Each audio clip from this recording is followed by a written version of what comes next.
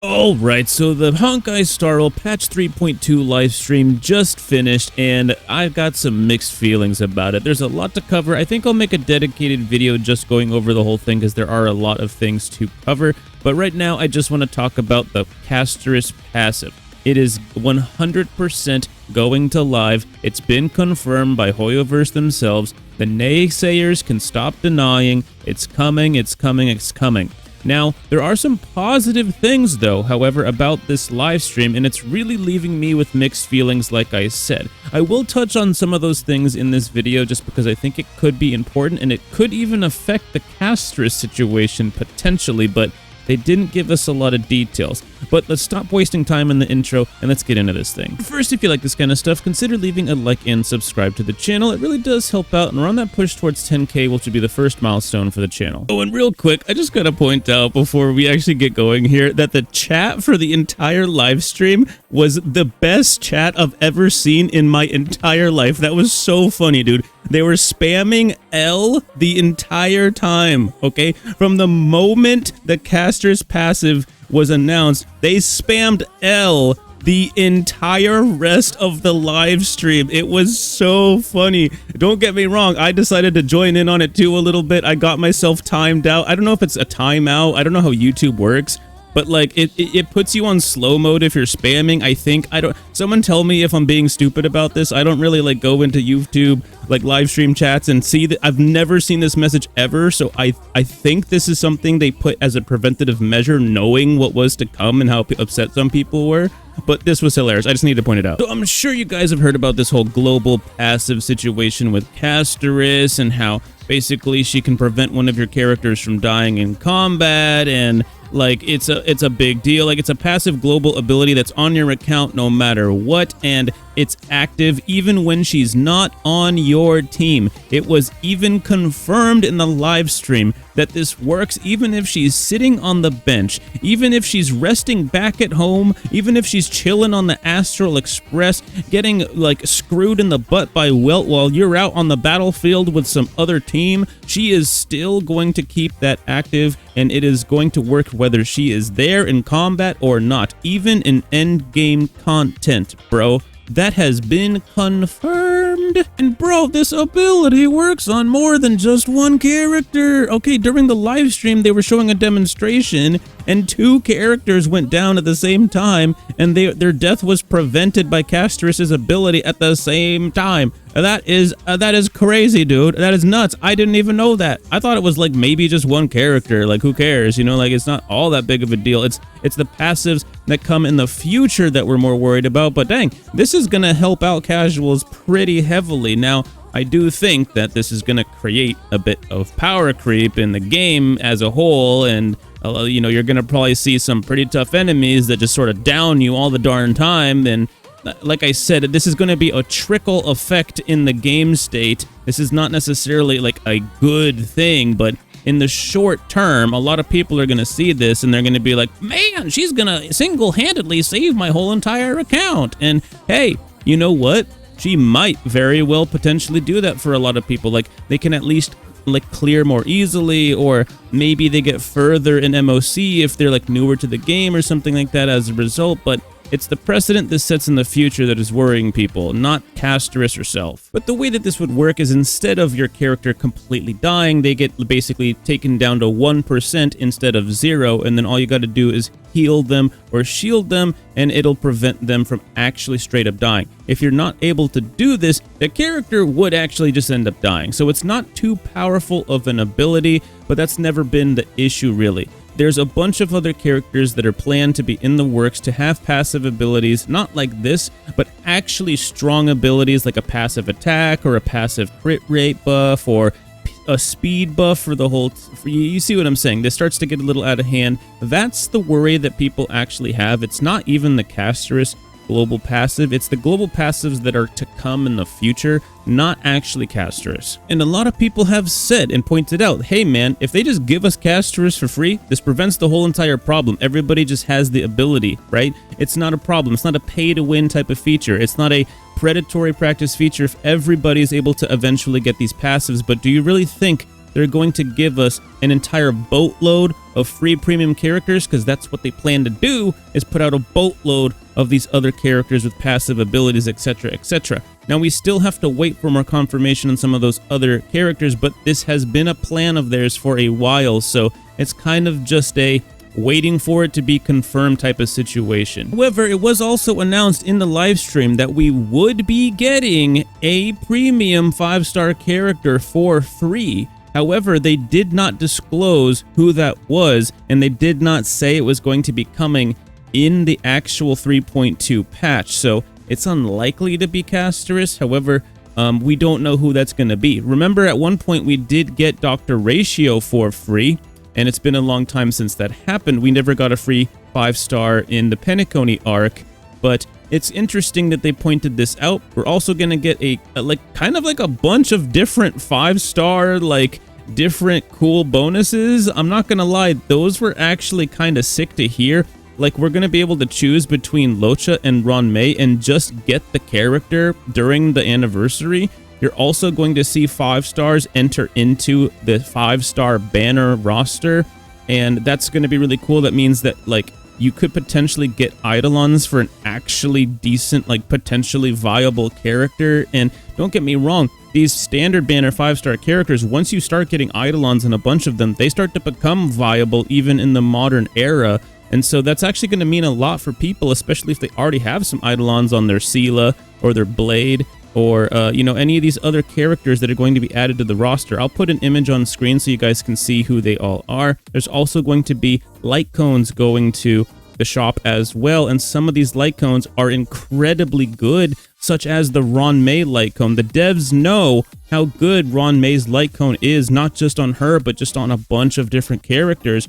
I've said it since Ron May's original banner that on her rerun, maybe pick that up, because you could use it on a different Harmony character that isn't even Ron May. And sure enough, that's the light cone that they highlighted in the live stream that's going to be going to the shop. You know, why would they show us that light cone if it wasn't going to be there, right? They even told us that it's going there. Dude, this is actually a pretty big W in a lot of ways for this live stream and for this new anniversary and for Honkai Star Rail in general. But it comes on the back of the confirmation of this Castorice global passive thing, which sets the precedent for them to be completely down to put other global passives into the game as well. And so it's a bittersweet feeling with this live stream, because had they not done certain things, this would actually be kind of a major W. But we knew a lot of this was going to happen, didn't we? This is the anniversary. This is the anniversary live stream. This is the same type of vibes we got from the last anniversary, just they tuned it up a little bit, threw some extra bells and whistles, put some flashing lights in front of us. Don't get upset about the Castorice passive, here's some free shit. Right? That's essentially what they're doing, but we knew that was going to happen. It's the anniversary. This is going to be the biggest, most profitable patch since the last anniversary, and that's something they want to do. They want to, it's a give and take. They give us a bunch, we feel happy about the game, and then bada bing, bada boom, we invest right back into the game. Even if all we invest is time, and we're free-to-play players, you have to remember, they get investment money every single quarterly report. This is a company. They have what's called quarterly reports. I know some of you guys are younger, you don't know what that is, but basically investors invest into the company. They don't only invest into themselves, they get other people investing as well. And they show these player retention numbers, aka players playing the game. They have like over 5 million players a day roughly right now, obviously like tens of millions every single month. So this is something that still matters to them, even if you're free to play, like still logging in, that still makes them money at the end of the day. And whales, light spenders, you know, free to play that turned light spender, etc. Those people are all going to really enjoy a patch like this and either continue to play the game, or they might even spend themselves. Let's not forget that last year they reset the in-game shop, and that allowed for people to be able to get more bonuses on Oniric shards. In fact, I kind of want to play like a really stupid, like dumb little like silly game with this. I'm wondering how much money they're gonna make in this anniversary patch. Like, let me know in the comments how much money you think they're going to make in this anniversary patch, because in the most recent Archon, like, patch with Mavuika and Genshin, they made almost $100 million, right?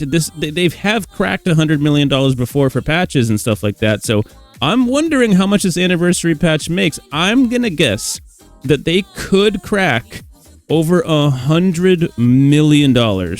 Now, you have to remember the patch does not fall at the beginning of the patch. It doesn't start right at the beginning of the month. And so you have to factor that in when you make this guess. I think there's a chance they could make $100 million. I think there is, and I think we'll stick with that. So this is a really interesting place for the game right now, right? A lot of people said they're going to quit the game. A lot of people said, hey, let's see what happens during the live stream. A lot of people have said, let's wait for the fake collab. There's a lot of people, I think most players have said they just don't care. They're just like, hey, if the game's enjoyable, I'll keep playing. If it's not, I'll leave, you know? And so to be fair to those people, if this does cause a little bit of a ripple effect, if a lot of the stuff happening causes a ripple effect in the game, and it does eventually start to depreciate the value of the game, because that's what we're worried about, is the game has already been depreciating in value a little bit. If this just furthers that in the long run, if that happens and those people don't enjoy the game anymore, they'll dip, but it'll take a while before they get to that point, right? Now, what I'm getting at here is the game's, I guess, at a little bit of a crossroads, and a lot of players might leave, a lot of content creators might leave. This thing is going live. This is going to cause some effect to the gacha community as a whole, mostly the Honkai Star Rail community, but that is where we're at. Right? You're going to see a lot of people, a lot of content creators, a lot of players talking about this on social media, in YouTube videos, during live streams. This is going to be talked about, and it's official now. This is happening. This is real. To be fair to a lot of people that said they're going to be quitting the game, I've been hearing from a lot of people that, they already have. But, we're talking about maybe tens of thousands right now. We have no confirmation as to the actual true numbers yet. And, I made a video about this actually recently. And to make a, green number on those type of websites on the graph is actually really, really easy to do. A player just has to log in a single time in a month, and they show up as green. They have to literally not log in for a whole entire month straight before they show up as a negative number on graphs like this, right?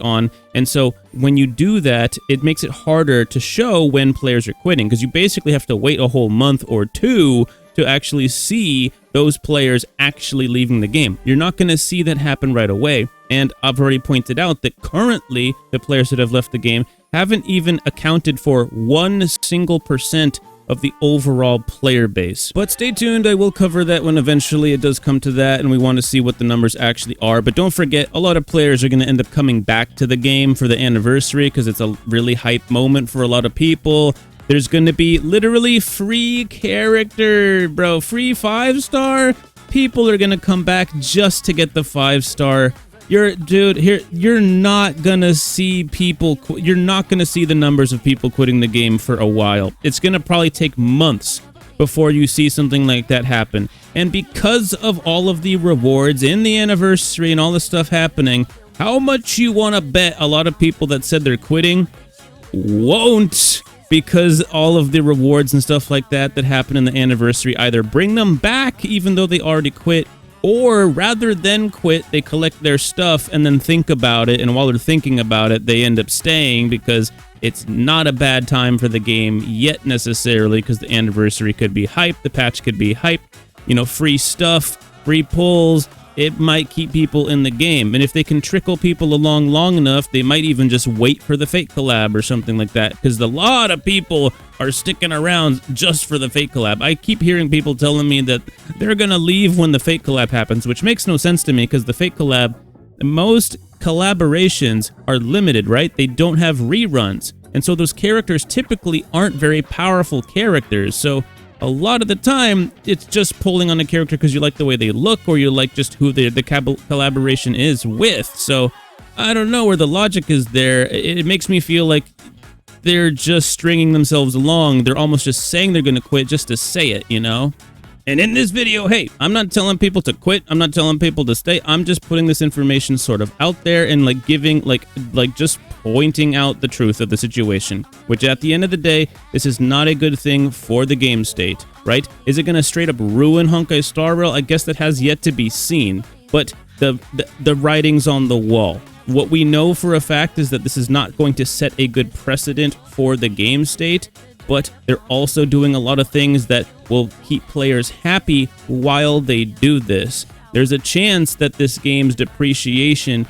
doesn't go into a place that makes the game not enjoyable anymore, but it is rather likely that if they continue this trend with passive global abilities that are attached to characters rather than specific items in the game or just modes in the game, something that you have to pull for, that's not a good thing for the game state, right? That's the worry that we have. Every other game that has done that has not lasted long term. All of those examples we have, the game's pretty much dead now.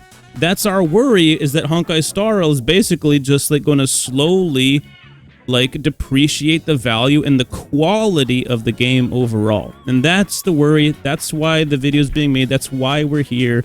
But I'm also just mostly informing people of what's going on with this particular patch. So you are going to see folks like myself continue to dive into other games, to spread their wings, try other things out. They might not necessarily be a Honkai Star Rail only channel anymore, like you've already seen this channel branch out like over a year ago when Wuthering Waves came out and Zenless Zone Zero came out, and you've seen me talk about other gacha games as well. We're going to continue that trend because we are rather worried about the state of Honkai Star Rail going forward. I'm not telling you to quit. That's up to you whether you want to do that or not. I've already pushed the envelope pretty heavy with all that type of stuff. It's up to you now to do whatever it is that you're going to do. And I will admit that Honkai Star Rail is throwing a lot at us in this anniversary and going forward too, like a free premium character that they didn't reveal to us who that is even going to be yet, you know? But this is how they string you along at the end of the day too. But it does make you wonder, maybe this could be one of those rare moments where, despite Honkai Star Rail doing some things that are technically negative, they also throw a bunch of these positives at us, and what if maybe they do give us some premium character that actually has a lot of value and can maybe mend some of the things that they're doing? This could be a rare case. It's just hard to tell.